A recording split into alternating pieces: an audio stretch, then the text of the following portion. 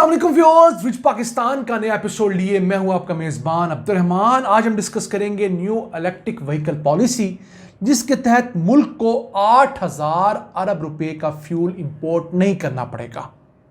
और ये पॉलिसी हुकूमत ने अभी जारी की है, जिसके तहत 2030 तक मजमूई तौर पर मुल्क में चलने वाली गाड़ियों में से 30% इलेक्ट्रिक पे चल रही होंगी। इससे हर साल हमें 2 अरब लीटर पेट्रोल कम मंगवाना पड़ेगा, यानी 1 अरब डॉलर्स का सीधा सीधा फायदा यह है, 283 अरब रुपए सालाना का फायदा। इसके अलावा 405 मिलियन डॉलर्स हमें सेहत पर कम खर्च करने पड़ेंगे, 115 अरब रुपए, क्योंकि 45 लाख टन कार्बन डाइऑक्साइड हवा में कम शामिल होगी। ये पॉलिसी बहुत अहम है। आज इसके तमाम खदोखाल हम आपके साथ डिस्कस करेंगे। हुकूमत ने 2025 की न्यू इलेक्ट्रिक व्हीकल पॉलिसी जारी की है। NEV या न्यू इलेक्ट्रिक व्हीकल्स ऐसी तमाम इकसाम की व्हीकल्स होती हैं, गाड़ियां होती हैं, रक्शे होते हैं या बसेस, ट्रक्स होते हैं, जो 3 टाइप्स के अंदर आते हैं। एक मुकम्मल तौर पर इलेक्ट्रिक, यानी कि वो चलती ही बिजली से चार्ज होके हैं, पेट्रोल डीजल से वो या गैस से नहीं चलती। दूसरी टाइप होती है हाइब्रिड, जिसके अंदर गाड़ी पेट्रोल डीजल से भी चलती है और इसी दौरान उसमें मौजूद बैटरी चार्ज होती है, कुछ फासला वो उस चार्ज बैटरी से भी तय कर लेती है। एक इन दोनों के दरमियान होती है, इसे कहते हैं प्लग इन हाइब्रिड, यानी उस गाड़ी के अंदर आप पेट्रोल डीजल के जरिए भी सफ़र कर सकते हैं। मौजूद जिसमें बैटरी है उसको आप जहाँ इसी पेट्रोल डीजल पर सफ़र करते हुए भी चार्ज करते हैं और उस बैटरी को आप अपने घर के चार्जर से भी चार्ज कर सकते हैं।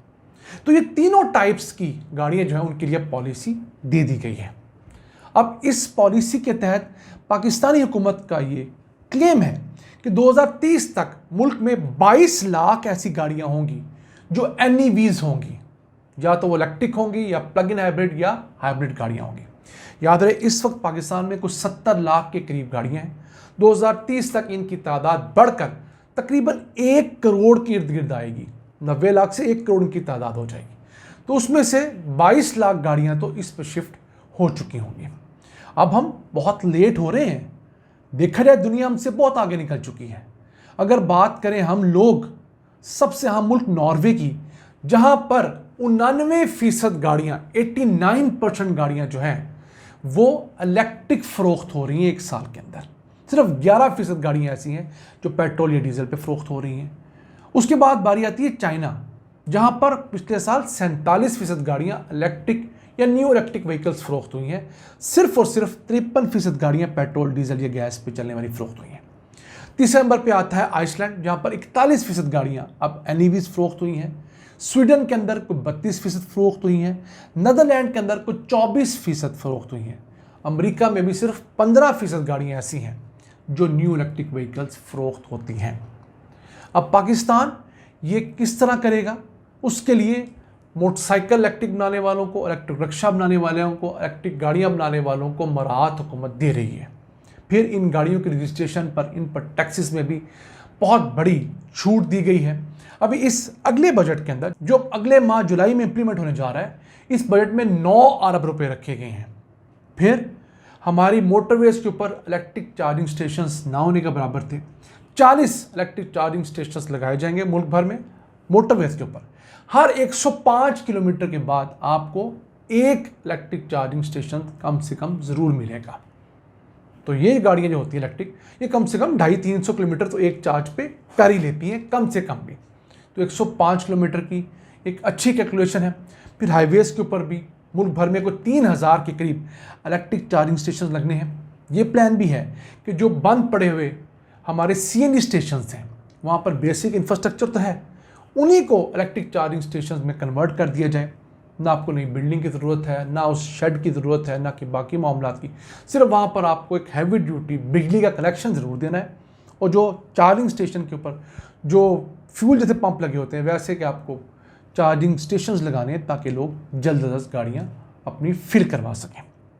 हुकूमत का सिर्फ यही प्लान नहीं है, प्लान ये भी है कि 2030 तक मुल्क के अंदर 90% मोटरसाइकिल और रक्शे जो हैं वो इलेक्ट्रिक पे शिफ्ट होने चाहिए। याद रहे, पाकिस्तान के अंदर इस्तेमाल होने वाले पेट्रोल में ज़्यादा पेट्रोल जो है वो मोटरसाइकिल इस्तेमाल करते हैं या रक्शे। गाड़ियों में पेट्रोल कम इस्तेमाल होता है मोटरसाइकिल और रिक्शों की निस्बत, क्योंकि मुल्क में जो मोटरसाइकिलों की तादाद है उनकी तादाद कुछ 3 करोड़ के इर्द गिर्द है। 2.5 करोड़ मोटरसाइकिल तो ऐसा है जो रजिस्टर्ड है, 50 लाख के करीब ऐसा है जो रजिस्टर्ड नहीं है, वो भी है।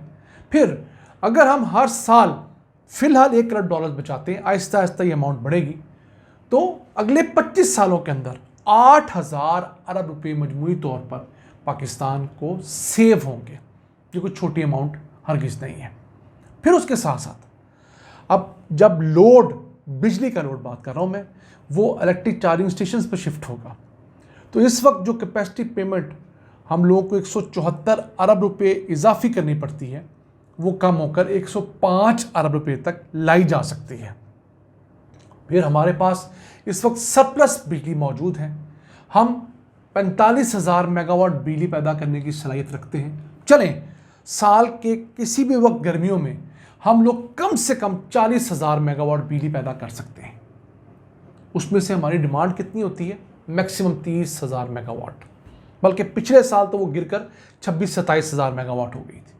तो ये जो इजाफी बिजली है ये हम इलेक्ट्रिक चार्जिंग स्टेशंस को दे सकते हैं। उसके लिए हुकूमत ने बहुत अच्छा रेट निकाला है, वो 23-24 रुपये हुकूमत ने फ़ी यूनिट देने का ऐलान किया है चार्जिंग स्टेशन को।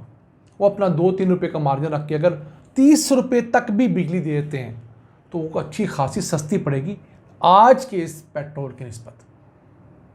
उसके बाद मोटरसाइकिल और अगर रिक्शा आप इलेक्ट्रिक पे ले लेते हैं तो ये दोनों चीज़ें जो हैं 2 साल के अंदर अपनी पूरी कीमत पूरी कर लेती हैं।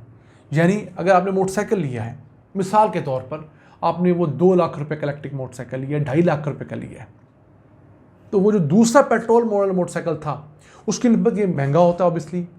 कुछ केसेस में 50,000 रुपये तक महंगा होता है, कुछ केसेस में लाख रुपए तक भी महंगा होता है। तो 2 सालों में अपना जितना पेट्रोल डलवाना था उतना आपने पेट्रोल ना डलवा कर सोलर से बिजली लेकर उससे अपना मोटरसाइकिल चार्ज करके, घर की सस्ती बिजली से अपना मोटरसाइकिल चार्ज करके पैसे पूरे कर लेने हैं, और फिर आपको अगला फ़ायदा ही फ़ायदा है। अब तो पाकिस्तान के अंदर भी आपको स्कूटीज़ रिपेयर करने वाले, इलेक्ट्रिक मोटरसाइकिल रिपेयर करने वाले मैकेनिक्स दस्तयाब हो गए हैं। कंपनियां जो हैं वो बड़ी अच्छी वारंटी दे रही हैं, और अगर आप नया लें तो 2-3 साल आपको उसका ऐसा कोई प्रॉब्लम नहीं होता। एक और चीज़ पाकिस्तान जो इस इलेक्ट्रिक पॉलिसी से हासिल करना चाहता है वो है कार्बन क्रेडिट। दुनिया भर में अगर आप कार्बन डाइऑक्साइड को हवा में शामिल होने से रोकते हैं तो उसकी वजह से आपको पैसे मिलते हैं। तो 15 अरब रुपये सालाना हुकूमत का ये ख्याल है कि हमें कार्बन क्रेडिट से भी हासिल होगा, जो हम हर साल 45 लाख टन कार्बन डाइऑक्साइड हवा में शामिल होने से रोकेंगे। वो कार्बन डाइऑक्साइड अगर हम पेट्रोल वाली गाड़ियाँ चलाते तो खारिज होती, इलेक्ट्रिक गाड़ियाँ चलाएंगे तो खारिज नहीं होगी। अब गाड़ियाँ हों, इलेक्ट्रिक मोटरसाइकिल हों या रिक्शे हों, आप घर की छत पे लगी सोलर प्लेट के ज़रिए चार्ज कर सकते हैं। आप विंड टरबाइन लगा के भी जिन इलाकों में अवेलेबल है वो चार्ज कर सकते हैं। आप अपने घर की बिजली में चार्ज कर सकते हैं, आप बाहर इलेक्ट्रिक चार्जिंग स्टेशन पर जाके भी चार्ज कर सकते हैं। तो इस मुल्क में करने का बहुत है। अब देखते हैं कि ये नई आने वाली पॉलिसी क्या रंग लाती है। हमारी दुआएं इसके साथ हैं। कंपनियां इस मुतालिक क्या करती हैं, और फिर ख्वाहिश हुकूमत की है कि 90% तक मोटरसाइकिल के स्पेयर पार्ट, रिक्शों के स्पेयर पार्ट इलेक्ट्रिक जो होंगे वो पाकिस्तान में बने, और 40% तक जो इलेक्ट्रिक गाड़ियां हैं या हाइब्रिड प्लग इन गाड़ियां हैं उनके स्पेयर पार्ट भी पाकिस्तान में बने चाहिए 2030 तक। तो ये हमने खुलासा दिया आपको। हम उम्मीद करते हैं आप कुछ चीज़ें समझने में कामयाब हुए होंगे। अपने मेज़बान अब्दुर्रहमान को इजाज़त दीजिए। अल्लाह ने के बाद।